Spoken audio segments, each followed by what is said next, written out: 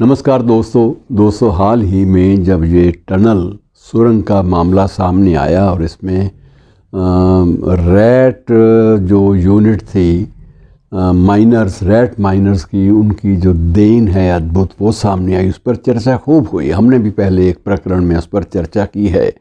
तो इस संदर्भ में दो और बातें याद आ गईं। एक बात याद आई भलखू इंजीनियर की। अब भलखू इंजीनियर के बारे में भी पहले एक बार बहुत समय पहले चर्चा की थी, लेकिन आज के प्रसंग में और आज के प्रकरण में और आज की स्थितियों में उसको भी एक बार फिर से याद कर लेना कोई बुरी बात नहीं होगी। कभी आप मित्रों जब रेल के द्वारा शिमला जाएं तो शिमला रेलवे स्टेशन के समीप ही एक म्यूज़ियम है, संग्रहालय है, जो भलखू की स्मृति में स्थापित है। भलखू कौन था इसको जान लेना एक बार फिर से बड़ा ज़रूरी है, क्योंकि अक्सर इतनी ज़्यादा सूचनाएं हमारे जहन में घर कर जाती हैं कि बहुत सारी चीज़ें अपने आप स्वतः ही डिलीट भी हो जाती हैं।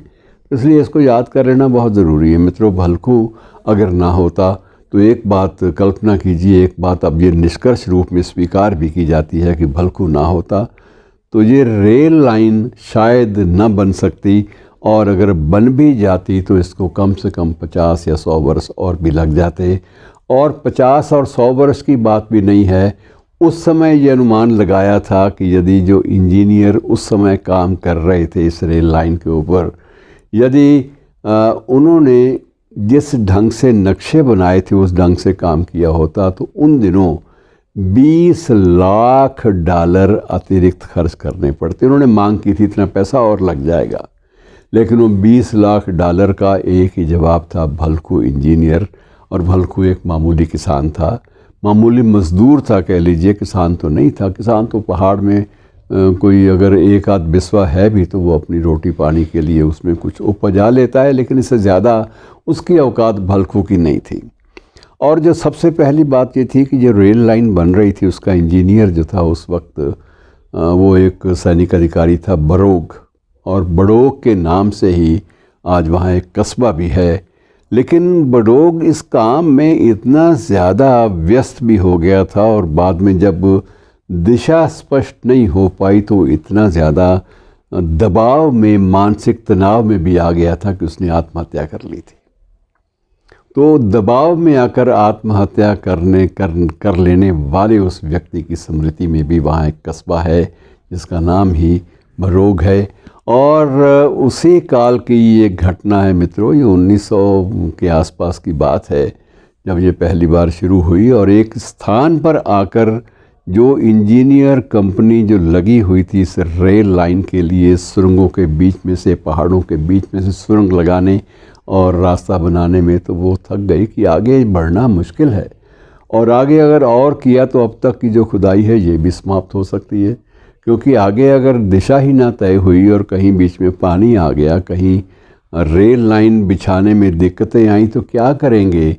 इसलिए सुरक्षित स्थान की निशानदेही उनके लिए असंभव हो चली थी और उन्होंने लगभग धीरे धीरे हथियार फेंकने शुरू कर दिए थे कि ये हमारे लगता है कि हम इस परियोजना में सफल नहीं होंगे, हमें अतिरिक्त तकनीकी सहायता चाहिए, उसके बिना बात नहीं बनेगी। और उन दिनों में एक मज़दूर उस क्षेत्र का, भलखू, उनके सामने आया। उसने कहा कि मैं आपको रास्ता सही ढंग से बता सकता हूँ और अगर आप उस रास्ते पे चलेंगे तो आपको कोई भी किसी संकट का सामना नहीं करना पड़ेगा। और उस रास्ते पर जब खुदाई शुरू हुई तो मित्रों उस खुदाई में आप अंदाज़ा लगाइए कि हथौड़ी और छैनी से तब खुदाइयाँ होती थी और न जाने कितने किलोमीटर लंबी सुरंगें सामने आईं और उनके लिए रास्ता बना। और भलखू ने जो रास्ता बताया था वही रास्ता सही निकला। बाद में पत्रकारों ने उससे भी सवाल किए, अधिकारियों ने भी किए, भाई तुम्हारे दिमाग में ये कैसे आया। तो उसका एक उत्तर था कि पहली बात तो यह कि मैं इन पहाड़ों की स्थिति से पूरी तरह अवगत हूँ, उनके बीच में रहता हूँ, इनका स्वभाव भी जानता हूँ, इनकी नेचर भी जानता हूँ, कहाँ ये कमज़ोर हैं, कहाँ ये सबल हैं, बलशाली हैं, ये मुझे थोड़ा सा अंदाज़ा मुझे है।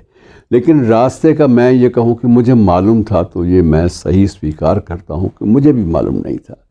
लेकिन ये मेरी एक बुद्धि में एक आती सी बात, जिसे आप लोग कह लेते हैं इंट्यूशन, कि ये जो जिस रास्ते पे मैं ठोकर दे देकर कोई कुदाली से थोड़ा सा हल्का सा प्रहार करके जो आवाज़ सुन पा रहा हूँ, ये आवाज़ मुझे संकेत देती थी कि ये रास्ता सही है, इसमें संकट कम आएंगे। और इस तरह से बल्कु इंजीनियर की एक प्रकार से बुद्धि की तीव्रता और पत्थरों को भी सूंघ कर उनको उनकी तबीयत, उनकी नेचर का जो पता लेना, ये उसके लिए संभव था। और तीसरी बात मित्रों फिर कभी करेंगे, ये बात है उस दशरथ मांझी की, जिसका नाम अब भी ऐसे ही एक परियोजना के सिलसिले में बड़े आदर और सम्मान के साथ लिया जाता है, और उसका नाम माउंटेन मैन पड़ गया। उस पर फिल्में भी बनी, बल्कु पर फिल्म तो नहीं बनी लेकिन वृत्तचित्र ज़रूर बने, और माउंटेन मैन पर तो कितनी ही पिक्चर्स, कितनी ही फिल्में बॉलीवुड में भी बनी, हॉलीवुड में भी बनी। शुक्रिया, धन्यवाद।